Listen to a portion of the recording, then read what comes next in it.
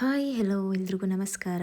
ನಾನು ನಿಮ್ಮ Rakshita Pavan. Welcome back to my YouTube channel. ಇವತ್ತಿನ ವಿಡಿಯೋದಲ್ಲಿ ಚಿಕನ್ ಬಿರಿಯಾನಿ ಮಾಡೋದು ಹೇಗೆ ಅಂತ ತೋರಿಸಿದ್ದೀನಿ.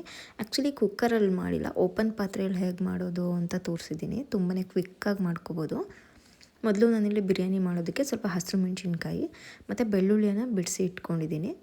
ಅದ್ರ ಜೊತೆಗೆ ಶುಂಠಿಯನ್ನು ನಾನಿಲ್ಲಿ ಸ್ವಲ್ಪ ಸಣ್ಣದಾಗಿ ಕಟ್ ಮಾಡಿ ಇಟ್ಕೊಂಡಿದ್ದೀನಿ. ನೆಕ್ಸ್ಟು ಒಂದು ಸ್ವಲ್ಪ ಕೊತ್ತಂಬರಿ ಸೊಪ್ಪು ಮತ್ತು ಪುದೀನ ಇಷ್ಟನ್ನು ತೊಗೊಂಡಿದ್ದೀನಿ.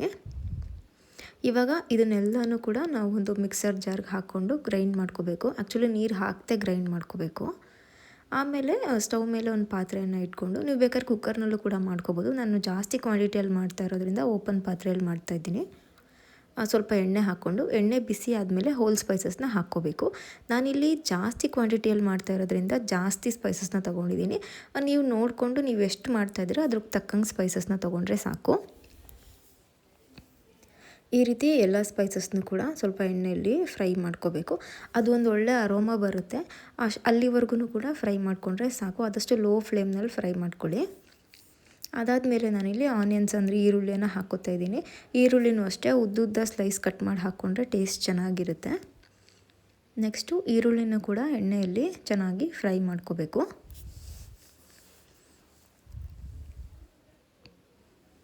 ಈ ರೀತಿ ಎಲ್ಲನೂ ಚೆನ್ನಾಗಿ ಮಿಕ್ಸ್ ಮಾಡಿಕೊಂಡು ಫ್ರೈ ಮಾಡ್ಕೋಬೇಕು.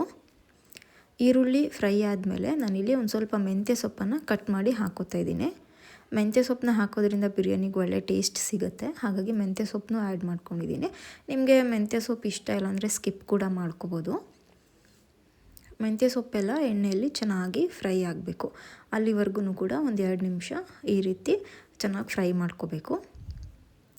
ನೆಕ್ಸ್ಟು ಇದು ಫ್ರೈ ಆಗುವಾಗಲೇ ನಾನು ಸ್ವಲ್ಪ ಉಪ್ಪನ್ನು ಹಾಕೋತಾ ಇದ್ದೀನಿ ಒಗ್ಗರಣೆಗೆ. ಈ ರೀತಿ ಒಗ್ಗರಣೆಗೆ ಉಪ್ಪು ಹಾಕೋದ್ರಿಂದ ಈರುಳ್ಳಿನೂ ಕೂಡ ಚೆನ್ನಾಗಿ ಸಾಫ್ಟಾಗಿ ಫ್ರೈ ಆಗುತ್ತೆ. ಈ ರೀತಿ ಎಲ್ಲನೂ ಕೂಡ ಚೆನ್ನಾಗಿ ಮಿಕ್ಸ್ ಮಾಡಿಕೊಂಡು ಫ್ರೈ ಆದಮೇಲೆ ನಾವು ಮುಂಚೆನೇ ಪೇಸ್ಟ್ ರುಬ್ಕೊಂಡಿದ್ವಿ ಅಲ್ವಾ, ಮಸಾಲೆ ರೆಡಿ ಮಾಡ್ಕೊಂಡಿದ್ವಿ ಅಲ್ವಾ, ಅದನ್ನು ಹಾಕ್ಕೋತಾ ಇದ್ದೀನಿ. ಶುಂಠಿ ಬೆಳ್ಳುಳ್ಳಿ ಎಲ್ಲ ಏನು ಪೇಸ್ಟ್ ಮಾಡ್ಕೊಂಡಿದ್ವಿ ಅದನ್ನು ಎಣ್ಣೆಲಿ ಹಾಕಿ ಹಸಿ ವಾಸನೆ ಹೋಗೋವರೆಗೂ ಕೂಡ ಚೆನ್ನಾಗಿ ಫ್ರೈ ಮಾಡ್ಕೋಬೇಕು. ಇವಾಗ ಇದು ಹಸಿ ವಾಸನೆ ಎಲ್ಲ ಹೋಗಿದೆ. ನೆಕ್ಸ್ಟು ಇಲ್ಲಿ ಚಿಕನನ್ನು ಆ್ಯಡ್ ಮಾಡ್ಕೋತಾ ಇದ್ದೀನಿ. ನಾನಿಲ್ಲಿ ಆಲ್ಮೋಸ್ಟ್ ಒಂದು 4 kg ಚಿಕನನ್ನು ತೊಗೊಂಡಿದ್ದೀನಿ. ನೀವು ನೋಡಿಕೊಂಡು ಎಷ್ಟು ಕ್ವಾಂಟಿಟಿ ಬೇಕೋ ಅಷ್ಟು ಹಾಕ್ಕೊಳ್ಳಿ. ನೆಕ್ಸ್ಟು ಚಿಕನ್ ಹಾಕಿದ್ಮೇಲೆ ಈ ರೀತಿ ಚೆನ್ನಾಗಿ ಮಿಕ್ಸ್ ಮಾಡ್ಕೋಬೇಕು. ನಾವೇನು ಮಸಾಲೆ ಮತ್ತು ಸ್ಪೈಸಸ್ನ ಹಾಕ್ಕೊಂಡಿದ್ದೀವಿ ಅದು ಪ್ರತಿಯೊಂದು ಚಿಕನ್ ಪೀಸ್ಗೂ ಕೂಡ ಹಿಡಿಬೇಕು. ಅದಕ್ಕೇ ಸ್ವಲ್ಪ ನಿಧಾನಕ್ಕೆ ಎಲ್ಲನೂ ಕೂಡ ಚೆನ್ನಾಗಿ ಮಿಕ್ಸ್ ಮಾಡ್ಕೋಬೇಕು. ಈ ರೀತಿ ಎಣ್ಣೆಯಲ್ಲಿ ಚೆನ್ನಾಗಿ ಒಂದು 2 ನಿಮಿಷ ಚೆನ್ನಾಗಿ ಮಿಕ್ಸ್ ಮಾಡ್ಕೊಳ್ಳಿ. ಎಲ್ಲ ಪೀಸಸ್ಗೂ ಕೂಡ ಈವನ್ನಾಗಿ ಆ ಮಸಾಲ ಸ್ಪ್ರೆಡ್ ಆಗಬೇಕು. ಅಲ್ಲಿವರೆಗೂ ಕೂಡ ಈ ಥರ ಚೆನ್ನಾಗಿ ಮಿಕ್ಸ್ ಮಾಡ್ಕೋಬೇಕು. ಇವಾಗ ನೋಡಿ ಚಿಕನ್ ಎಲ್ಲ ಚೆನ್ನಾಗಿ ಮಿಕ್ಸ್ ಆಗಿದೆ. ಇವಾಗ ನಾನು ಉಪ್ಪನ್ನು ಹಾಕ್ಕೋತಾ ಇದ್ದೀನಿ. ನಾನು ಒಂದೇ ಸಲ ನಾನು ಎಷ್ಟು ಅಕ್ಕಿ ತೊಗೋತಾ ಇದ್ದೀನಿ ಅಷ್ಟಕ್ಕೆ ಕರೆಕ್ಟಾಗಿ ಉಪ್ಪನ್ನು ಹಾಕ್ಕೋತಾ ಇದ್ದೀನಿ. ನೀವು ಬೇಕಿದ್ರೆ ನಿಮಗೆ ಗೊತ್ತಾಗಲ್ಲ ಸ್ಟಾರ್ಟಿಂಗ್ ಮಾಡ್ತಾಯಿದ್ದೀರಾ ಅಂತಂದರೆ ಉಪ್ಪನ್ನ ಕಡಿಮೆ ಹಾಕ್ಕೊಂಡು ಲಾಸ್ಟಲ್ಲಿ ಬೇಕಿದ್ರೆ ನೋಡಿ ಇನ್ನು ಸ್ವಲ್ಪ ಆ್ಯಡ್ ಮಾಡ್ಕೋಬೋದು. ಈ ರೀತಿ ಉಪ್ಪು ಹಾಕಿ ಚಿಕನ್ನ ಚೆನ್ನಾಗಿ ಮಿಕ್ಸ್ ಮಾಡ್ಕೋತಾ ಇದ್ದೀನಿ. ಉಪ್ಪೆಲ್ಲ ಹಾಕಿ ಚೆನ್ನಾಗಿ ಮಿಕ್ಸ್ ಮಾಡಿದ್ಮೇಲೆ ಸ್ವಲ್ಪ ಚಿಕನ್ ಫ್ರೈ ಆಗೋದಕ್ಕೆ ಬಿಡಬೇಕು. ನೋಡಿ ಇವಾಗ ಚಿಕನ್ ಫ್ರೈ ಆಗಿದೆ. ಇವಾಗ ನಾನು ಟೊಮ್ಯಾಟೋನ ಹಾಕ್ಕೋತಾ ಇದ್ದೀನಿ. ಟೊಮ್ಯಾಟೊ ಬೇಗ ಫ್ರೈ ಆಗೋದ್ರಿಂದ ನಾನು ಟೊಮ್ಯಾಟೋನ ಲಾಸ್ಟಲ್ಲಿ ಹಾಕ್ಕೋತಾ ಇದ್ದೀನಿ. ಟೊಮ್ಯಾಟೊ ಹಾಕಿದ್ಮೇಲೂ ಅಷ್ಟೇ ಚೆನ್ನಾಗಿ ಮಿಕ್ಸ್ ಮಾಡ್ಕೋಬೇಕು. ಟೊಮ್ಯಾಟೋನೂ ಅಷ್ಟೇ ಒಂದು 5 ನಿಮಿಷ ಚೆನ್ನಾಗಿ ಸಾಫ್ಟಾಗಿ ಕುಕ್ ಆಗಬೇಕು. ಅಲ್ಲಿವರೆಗೂ ಕೂಡ ಈ ರೀತಿ ಮಿಕ್ಸ್ ಮಾಡಿಕೊಂಡು ಚೆನ್ನಾಗಿ ಫ್ರೈ ಮಾಡ್ಕೋಬೇಕು.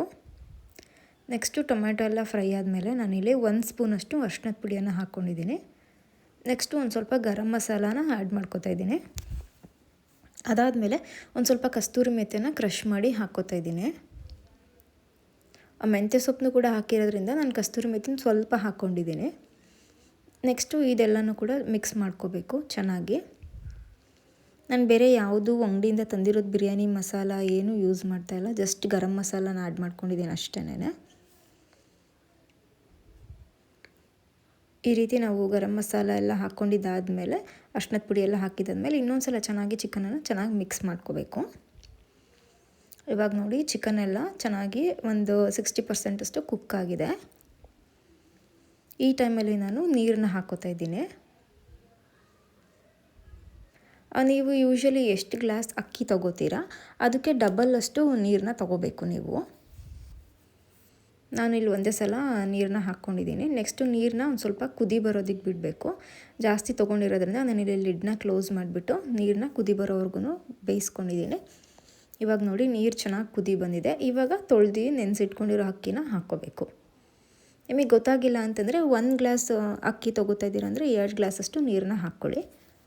ಕುಕ್ಕರಲ್ಲಿ ಮಾಡ್ತಾಯಿದ್ದೀರಾ ಅಂದರೆ ಈ ರೀತಿ 1 ಲೋಟ ಅಕ್ಕಿಗೆ 2 ಲೋಟ ಅಷ್ಟು ನೀರು ಹಾಕಿಬಿಟ್ಟು ವಿಷಲ್ ಓಡಿಸ್ಕೊಂಡ್ರೆ ಸಾಕು. ಇವಾಗ ಅಕ್ಕಿ ಹಾಕಿದ ಮೇಲೂ ಅಷ್ಟೇ ನಾನು ಲಿಡ್ನ ಕ್ಲೋಸ್ ಮಾಡಿ ಸ್ವಲ್ಪ ಬೇಯಿಸ್ಕೊತಿದ್ದೀನಿ. ತುಂಬ ಏನು ಯಾವಾಗಲೂ ಮಿಕ್ಸ್ ಮಾಡೋದು ಬೇಡ. ಈ ರೀತಿ ಜಾಸ್ತಿ ನೀರಿದ್ದಾಗ ಏನು ಮಿಕ್ಸ್ ಮಾಡೋ ಅವಶ್ಯಕತೆ ಇಲ್ಲ. ಸ್ವಲ್ಪ ನೀರು ಕಡಿಮೆ ಆಗುತ್ತಲ್ಲ ಆವಾಗ ಇನ್ನೊಂದು ಸಲ ಈ ರೀತಿ ಮಿಕ್ಸ್ ಮಾಡ್ಕೋಬೇಕು. ಯಾಕೆಂದರೆ ತಳ ಹಿಡಿಬಾರ್ದು, ಹಾಗಾಗಿ ಈ ರೀತಿ ಮಿಕ್ಸ್ ಮಾಡ್ಕೊಳ್ಳಿ. ನೀರು ಜಾಸ್ತಿ ಇದ್ದರೆ ಏನು ತೊಂದರೆ ಇಲ್ಲ, ನೀರು ಕಡಿಮೆ ಆಗ್ತಾ ಬರುತ್ತಲ್ಲ ಆವಾಗ ನೋಡ್ಕೊಂಡು ಮಿಕ್ಸ್ ಮಾಡ್ಕೋಬೇಕು. ಮತ್ತು ನಾನಿಲ್ಲಿ ಲಿಡ್ನ ಕ್ಲೋಸ್ ಮಾಡಿ ಇನ್ನೊಂದು ನಿಮಿಷ ಬೇಯಿಸ್ಕೊತಾ ಇದ್ದೀನಿ. ನೋಡಿ ಇವಾಗ ನೀರೆಲ್ಲ ಸ್ವಲ್ಪ ಕಡಿಮೆ ಆಗೋದಕ್ಕೆ ಬಂದಿದೆ. ಈ ಟೈಮಲ್ಲಿ ನಾನು ಸ್ವಲ್ಪ ನಿಂಬೆಹಣ್ಣಿನ ರಸನ ಹಾಕ್ಕೋತಿದ್ದೀನಿ. ನಿಂಬೆಹಣ್ಣಿನ ರಸ ಹಾಕೋದ್ರಿಂದ ರೈಸು ಉದುರಾಗಿ ಚೆನ್ನಾಗಾಗುತ್ತೆ ಬಿರಿಯಾನಿಗೆ. ಇವಾಗ ಇನ್ನೊಂದು ಸಲ ಚೆನ್ನಾಗಿ ಮಿಕ್ಸ್ ಮಾಡ್ಕೋತಾ ಇದ್ದೀನಿ. ನೋಡಿ ಆಲ್ಮೋಸ್ಟ್ ಅಕ್ಕಿ ಒಂದು 80% ಅಷ್ಟು ಕುಕ್ ಆಗಿಬಿಟ್ಟಿದೆ. ಈ ಟೈಮಲ್ಲಿ ತಳ ಹಿಡಿಬಾರ್ದು, ನೀಟಾಗಿ ಸ್ವಲ್ಪ ಕಡಿಮೆ ಫ್ಲೇಮ್ನೆಲ್ಲ ಇಟ್ಕೊಂಡು ಚೆನ್ನಾಗಿ ಮಿಕ್ಸ್ ಮಾಡ್ಕೋಬೇಕು. ಈ ರೀತಿ ಎಲ್ಲ ಚೆನ್ನಾಗಿ ಮಿಕ್ಸ್ ಮಾಡಿಕೊಂಡು ಈ ರೀತಿ ರೈಸ್ನ ಈವನ್ನಾಗಿ ಸ್ಪ್ರೆಡ್ ಮಾಡ್ಕೋತಾ ಇದ್ದೀನಿ. ಇಷ್ಟು ಅಕ್ಕಿ ಬೆಂದ ಮೇಲೆ ಸ್ಟವ್ ಆಫ್ ಮಾಡಿಬಿಡಬೇಕು. ಸ್ಟವ್ ಆಫ್ ಮಾಡಿಕೊಂಡು ಈ ರೀತಿ ಲಿಡ್ನ ಕ್ಲೋಸ್ ಮಾಡಿಕೊಂಡು ನೆಕ್ಸ್ಟು ದಮ್ ಕಟ್ಟಿದ್ರೆ ಅಕ್ಕಿ ಚೆನ್ನಾಗಿ ಪರ್ಫೆಕ್ಟಾಗಿ ಬೆಂದಿರುತ್ತೆ. ಈ ರೀತಿ ಲಿಡ್ನ ಕ್ಲೋಸ್ ಮಾಡಿದ್ಮೇಲೆ ಅದ್ರ ಮೇಲೆ ಏನಾದರೂ ವೆಯ್ಟ್ ಇರೋ ಅಂಥದ್ದನ್ನು ಇಡಬೇಕು. ಏನಾದರೂ ಇಡ್ಬೋದು, ನೀವು ಬೇಕಿದ್ರೆ ಬಿಸಿ ನೀರನ್ನ ಕೂಡ ಒಂದು ಪಾತ್ರೆಗೆ ಹಾಕ್ಬಿಟ್ಟು ಇಡ್ಬೋದು. ನಾನಿಲ್ಲಿ ಈ ರೀತಿ ಕಲ್ಲನ್ನ ಇಟ್ಕೊಂಡಿದ್ದೀನಿ. ಇಟ್ಬಿಟ್ಟು ಒಂದು 15 ನಿಮಿಷ ಬಿಟ್ಬಿಡಬೇಕು. ಹಾಗೇನೆ ಸ್ಟವ್ ಆಫ್ ಮಾಡಿರ್ತೀವಲ್ವ, ಏನು ತೊಂದರೆ ಇಲ್ಲ. ಒಂದು 15 ನಿಮಿಷ ಬಿಟ್ಟರೆ ಅದು ಏನು ಬಿಸಿ ಇರುತ್ತೆ ಆ ಬಿಸಿಗೆ ರೈಸು ಪರ್ಫೆಕ್ಟಾಗಿ ಕುಕ್ ಆಗಿರುತ್ತೆ. ನೋಡಿ ಇವಾಗ ಒಂದು 15 ಮಿನಿಟ್ಸ್ ಬಿಟ್ಟಿದ್ದೆ ನಾನು. ಇವಾಗ ಲಿಡ್ನ ತೆಗಿತಾ ಇದ್ದೀನಿ. ನೋಡಿ ರೈಸು ಪರ್ಫೆಕ್ಟಾಗಿ ಕುಕ್ ಆಗಿದೆ. ತುಂಬ ಸಿಂಪಲ್ಲಾಗಿ ಮಾಡ್ಕೋಬೋದು. ಕುಕ್ಕರ್ಗಿಂತನೂ ಕೂಡ ಫಾಸ್ಟಾಗೆ ಮಾಡ್ಕೋಬೋದು. ಈ ರೀತಿ ಓಪನ್ ಪಾತ್ರೆಯಲ್ಲಿ ಇಟ್ಟು ಮಾಡಿದ್ರೇ ಬಿರಿಯಾನಿ ತುಂಬ ಒಳ್ಳೆ ಟೇಸ್ಟ್ ಕೊಡುತ್ತೆ ಕುಕ್ಕರಲ್ಲಿ ಮಾಡೋದಕ್ಕಿಂತ. ನೀವು ಒಂದು ಸಲ ಟ್ರೈ ಮಾಡಿ ನೋಡಿ, ತುಂಬ ಚೆನ್ನಾಗಿರುತ್ತೆ. ನೋಡಿ ರೈಸು ಅಷ್ಟೇ ಪರ್ಫೆಕ್ಟಾಗಿ ಕುಕ್ ಆಗಿದೆ, ಎಷ್ಟು ಬಿಡಿ ಬಿಡಿಯಾಗಿ ಉದುರಾಗಿ ಬಂದಿದೆ ಅಂತ.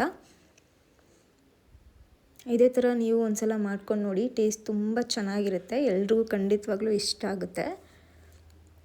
ಬಿರಿಯಾನಿ ರೆಸಿಪಿ ಇಷ್ಟ ಆಯಿತು ಅಂತಂದರೆ ಒಂದು ಲೈಕ್ ಮಾಡಿ, ಜಾಸ್ತಿ ಇಷ್ಟ ಆಯಿತು ಅಂತಂದರೆ ಶೇರ್ ಮಾಡಿ. ಇನ್ನೂ ನನ್ನ ಚಾನಲ್ನ ಸಬ್ಸ್ಕ್ರೈಬ್ ಮಾಡದೆ ಹಾಗೆ ನೋಡ್ತಾ ಇದ್ದೀರಾ ಅಂದರೆ ದಯವಿಟ್ಟು ನನ್ನ ಚಾನಲ್ನ ಸಬ್ಸ್ಕ್ರೈಬ್ ಮಾಡ್ಕೊಳ್ಳಿ.